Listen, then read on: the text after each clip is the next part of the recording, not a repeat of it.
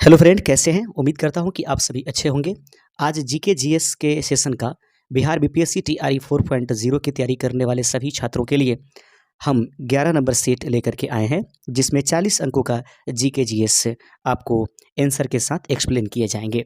सबसे पहले आपसे रिक्वेस्ट है कि आप यदि इन प्रश्नों का आंसर जानते हैं तो हमसे पहले इस लाइव सेशन में कमेंट करते चलिएगा। पहला प्रश्न आपके सामने है कि किसकी समाधि के कारण नंदे गुरुद्वारा सिखों द्वारा पवित्र माना जाता है।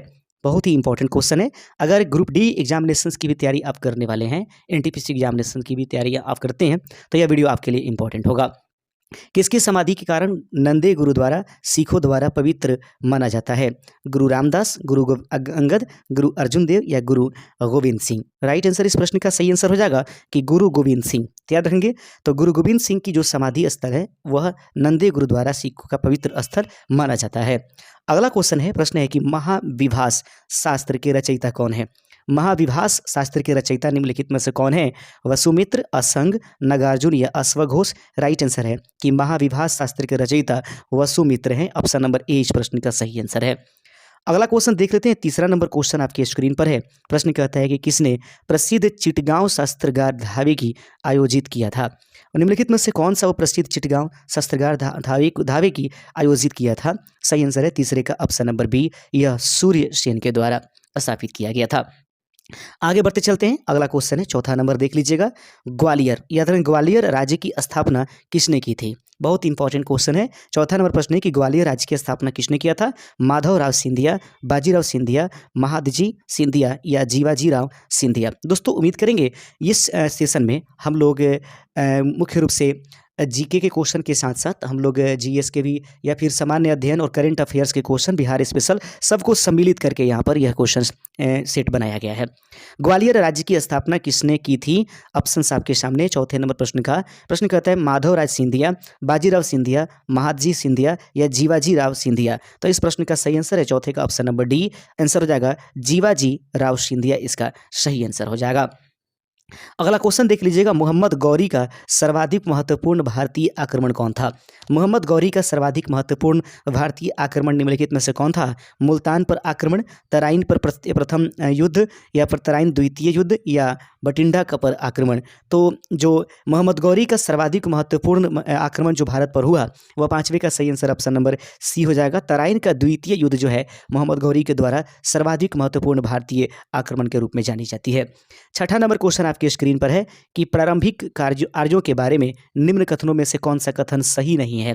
प्रारंभिक जो आर्य लोग भारत में आए उनके बारे में कौन सा कथन सही नहीं है? वे संस्कृत बोलने वाले थे, वे घुड़सवारी किया करते थे, वे कई झुंडों में भारत में पहुंचे, वही पर बात करिए मुख्यतः नगरों में निवास करने वाले थे। तो छठे नंबर प्रश्न का सही आंसर है कि वह नगरों में निवास करते थे, ये सही नहीं है, क्योंकि वह निवासी जो थे आर्य जो प्रारंभिक रूप से आए वे नगरीय क्षेत्र से नहीं, उनको मतलब किसी भी प्रकार का ज्ञान था। ऑप्शन नंबर डी इस प्रश्न का सही आंसर है।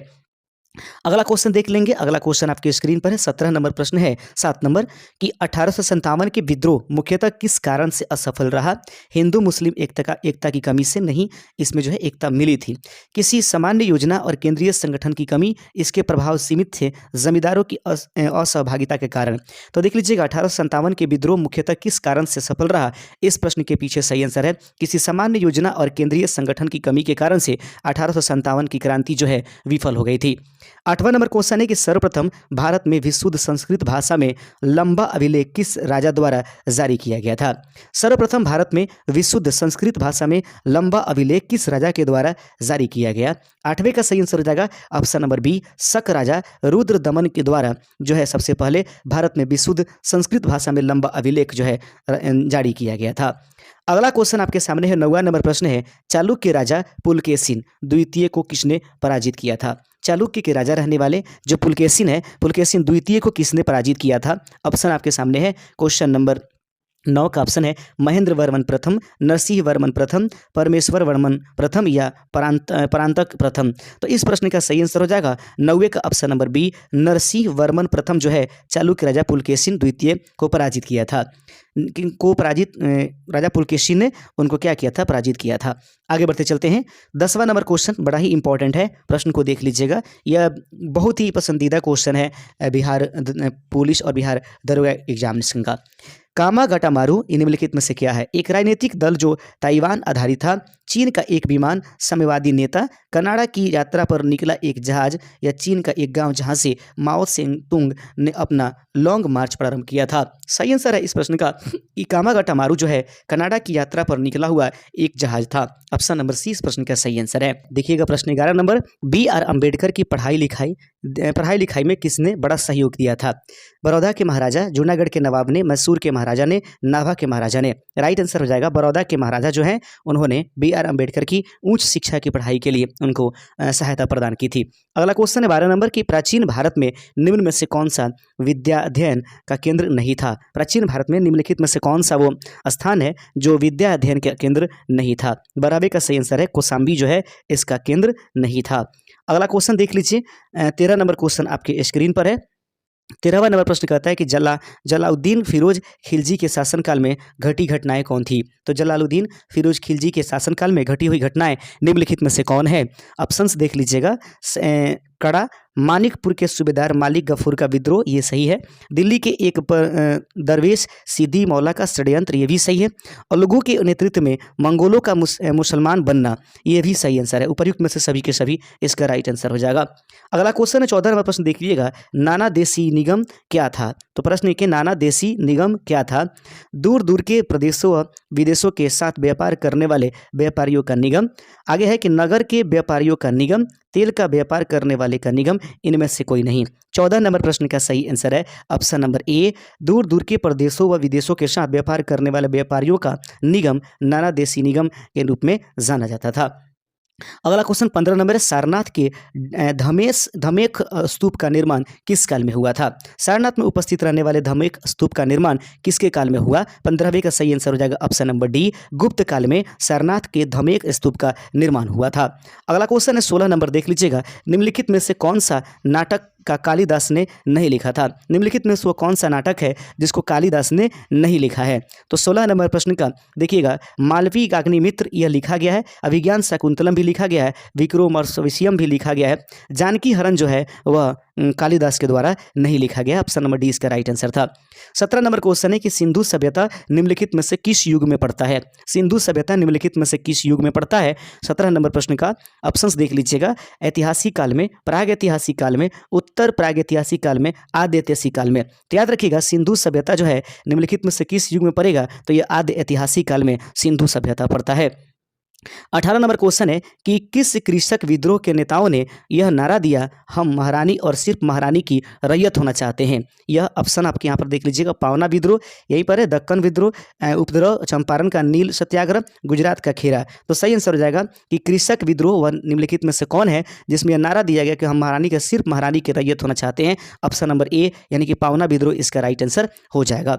19 नंबर क्वेश्चन आपके सामने है कि प्रश्न कहता है 19वां नंबर, ध्यान से देखिएगा। प्रश्न 19 नंबर है कि भारतीय स्वतंत्रता संग्राम के संदर्भ में कांग्रेस का हरिपुरा अधिवेशन एक मील का पत्थर था, क्योंकि भारतीय स्वतंत्रता संग्राम के संदर्भ में कांग्रेस का हरिपुरा अधिवेशन जो था एक मील का पत्थर था, क्योंकि इसके पीछे कारण क्या था? सही आंसर आप लोग देखते चलिएगा, ऑप्शन है इसमें ब्रिटिश साम्राज्य के विरुद्ध युद्ध की घोषणा की गई, इसमें योजना आयोग की अवधारणा को प्रस्तुत किया गया था, इसमें जवाहरलाल नेहरू को भावी प्रधानमंत्री के रूप में प्रस्तुत किया गया था। तो याद रखेंगे कि भारतीय स्वतंत्रता संग्राम के संदर्भ में कांग्रेस का हरिपुरा अधिवेशन एक मील का पत्थर साबित हुआ, क्योंकि इसके पीछे कारण था इसमें जवाहरलाल नेहरू को भावी प्रधानमंत्री के रूप में प्रस्तुत किया गया। ऑप्शन नंबर सी इस प्रश्न का सही आंसर है।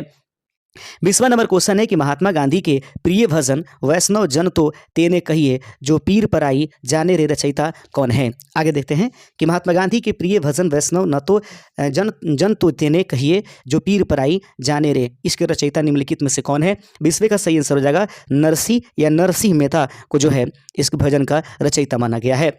आइए देख लेते हैं अगला क्वेश्चन। अब यहाँ से हम लोग फिजिक्स स्टार्ट कर लेंगे, अर्थात अब यहाँ पर आपको साइंस के क्वेश्चंस मिलने लगेंगे जो 40 अंकों वाला जीके जीएस का सेशन होता है। निम्नलिखित में से कौन सा पदार्थ चुंबकीय है? निम्नलिखित में से वो कौन सा पदार्थ है जो चुंबकीय है? दिए गए ऑप्शन है निकिल, एल्यूमिनियम, बिस्मिथ, ये सभी राइट आंसर है। 21 नंबर प्रश्न का ऑप्शन नंबर ए निकिल जो है दोस्तों वह चुंबकीय पदार्थ के रूप में जाना जाएगा।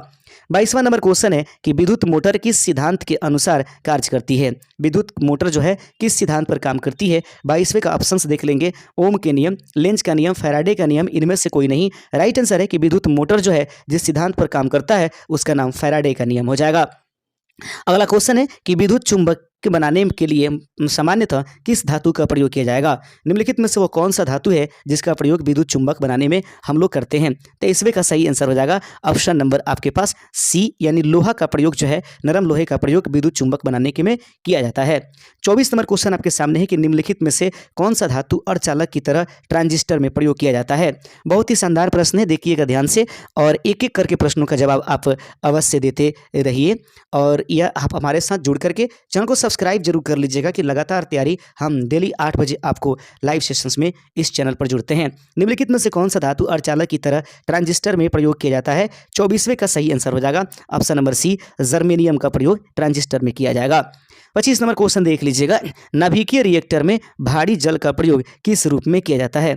नाभिकीय रिएक्टर में भारी जल का प्रयोग किस रूप में किया जाता है। शीतलक, नियंत्रक, मंदक या परिरक्षक। याद रखेंगे कि नाभिकीय रिएक्टर में भारी जल का प्रयोग किस रूप में किया जाता है। 25 नंबर प्रश्न का सही आंसर हो जाएगा ऑप्शन नंबर सी, मंदक। नाभिकीय रिएक्टर में भारी जल का प्रयोग किस रूप में किया जाता है, वह मंदक के रूप में किया जाएगा। 25 का ऑप्शन नंबर सी इसका राइट आंसर हो जाएगा।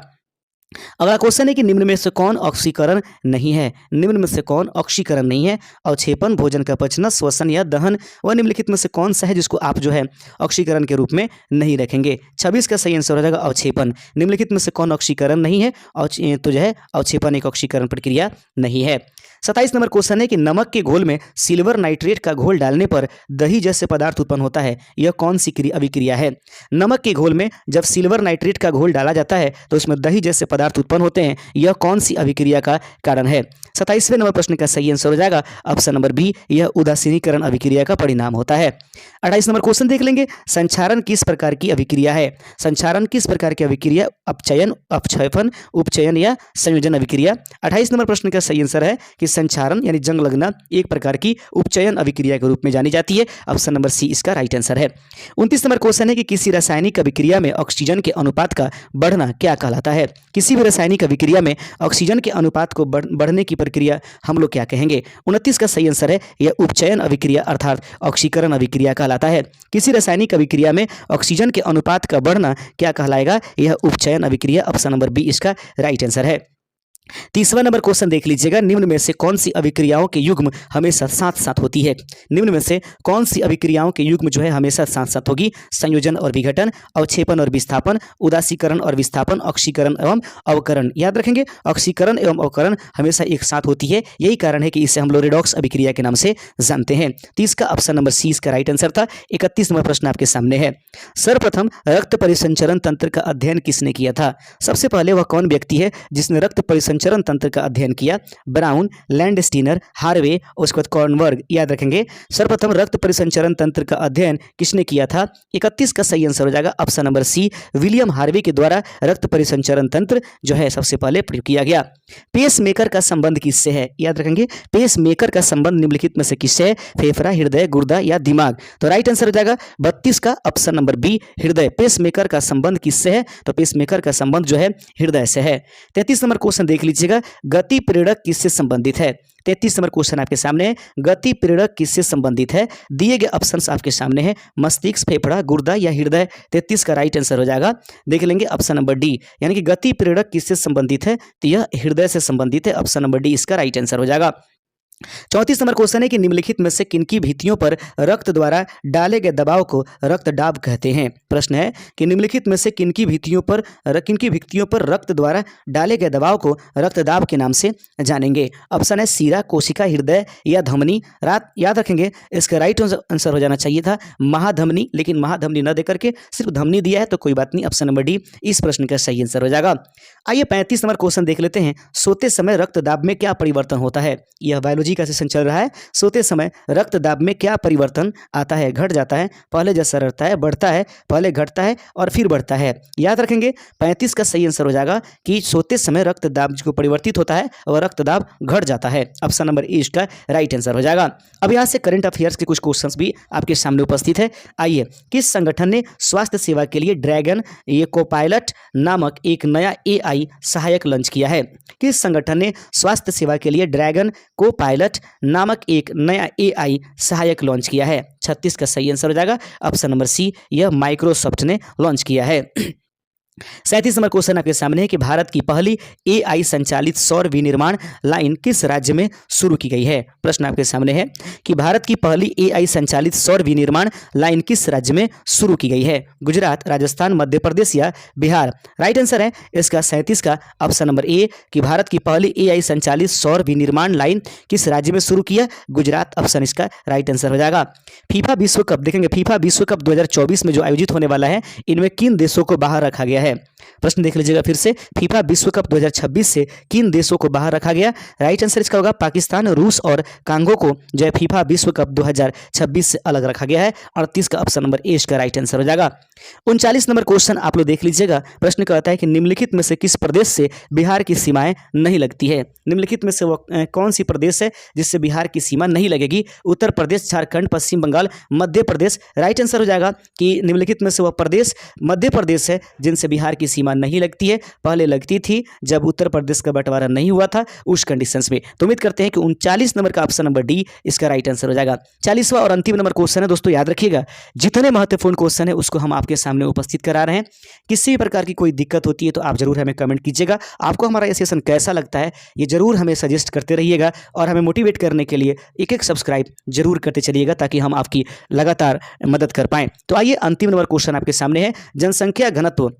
प्रश्न देखिए, जनसंख्या घनत्व के आधार पर बिहार का भारत में कौन सा स्थान है?